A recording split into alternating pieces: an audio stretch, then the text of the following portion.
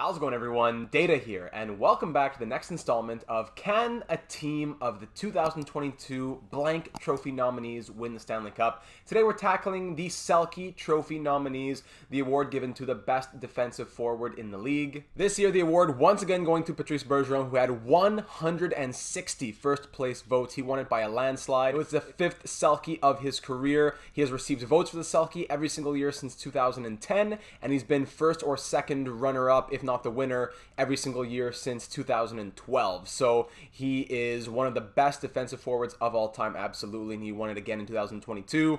As you can see here on the list, a lot of players received votes, but for today's video, we're only going to have the top 18, obviously. So some people like to listen to the videos, not always watch them, so I'll just read out some of those names. Going from 1 to 18 in the NHL this year, we had Patrice Bergeron, Elias Lindholm, Alex Barkov, Ryan O'Reilly, Anthony Cirelli, Anze Kopitar, Joel Eriksson-Ek, Philippe Danault, Marcus Foligno, Austin Matthews, Jordan Staal, Brad Marchand, Mikael Backlund, Sebastian Aho, Mika Zibanejad, Mitch Marner, Jesper Fast, and Mason Marchment. Many of their players going all the way down from 19 to tied for 34th, players who got one fifth place vote and stuff like that. But it's interesting to see how Patrice Bergeron just absolutely demolishes the voting, where yes, the second runner-up got a lot of second place votes, third place votes, and everything, but all those 160 first place votes going to Bergeron. Some of these votes make me laugh. Then you have Patrice Bergeron, who got 3 fifth place votes. Like, I don't know who this is or if they watched any hockey this season. You can see at the bottom that it's probably local writers that start throwing in these votes, like a random 5th place vote for Michael Raffle, or a random, a 4th place vote, not even a 5th, a random 4th place vote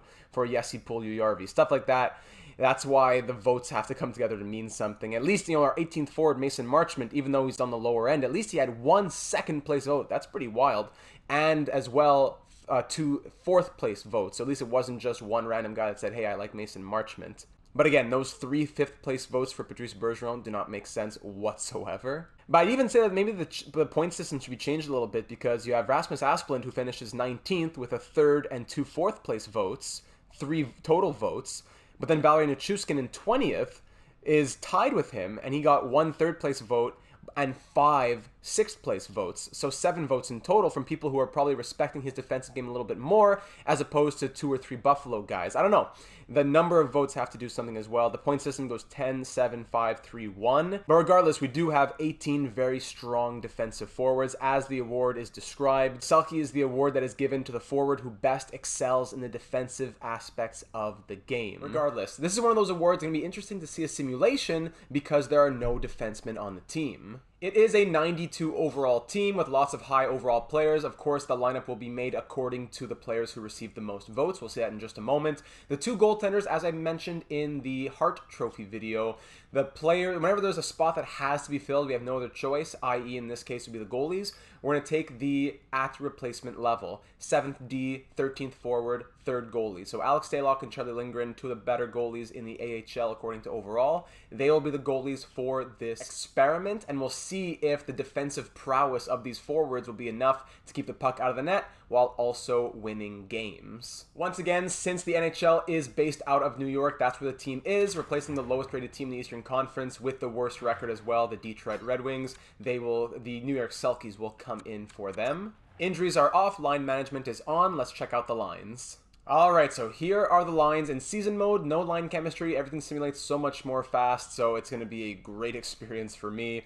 We're going according to the voting. So every 5 players, the first 3 are the forwards and the last 2 are the defense, to keep things fair. Because if I just go top 12 as forwards and then the next 6 as defense, but that means number 13 is number 1D. It didn't quite add up. So that means the top 3, Barkov, Bergeron, and Lindholm, the nominees, that's the first line right there. But then defense, O'Reilly and Cirelli, that's 4 and 5 on the voting right there. Cirelli had 28 second place votes. He's going to get a lot of ice time. Then you go back to the forwards, 6, 7, and 8. Kopitar, Eriksson-Ek, and Danault, that's line number 2.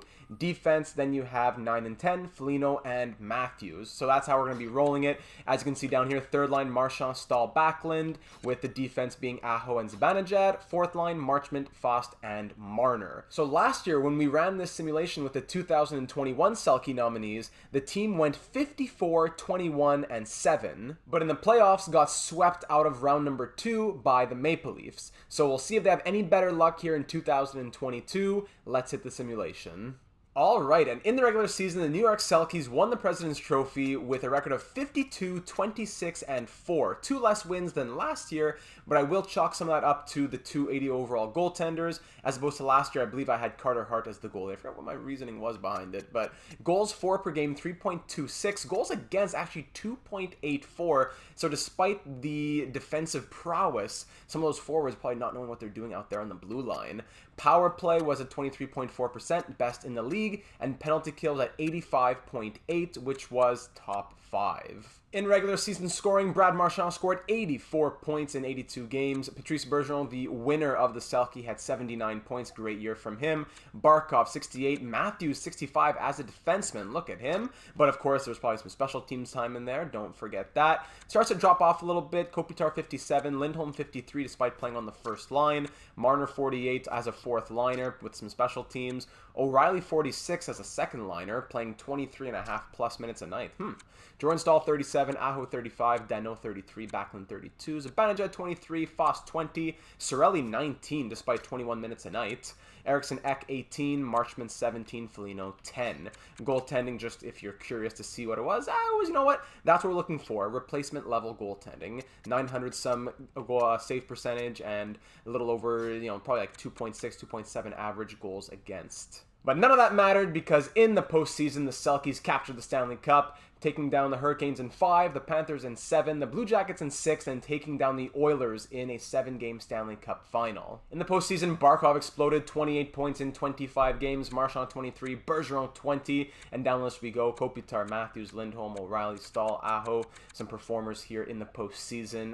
Again, Cirelli not putting up the offense, but if he's strong defensively, that's all we can ask for from a Selke team. And you know what? Shout out to Alex Stalock, of course, the 80 overall who goes OP mode, 16-7-2 with 3 shutouts, a 931 save percentage, and 2.03 goals against average. So hats off to you, buddy.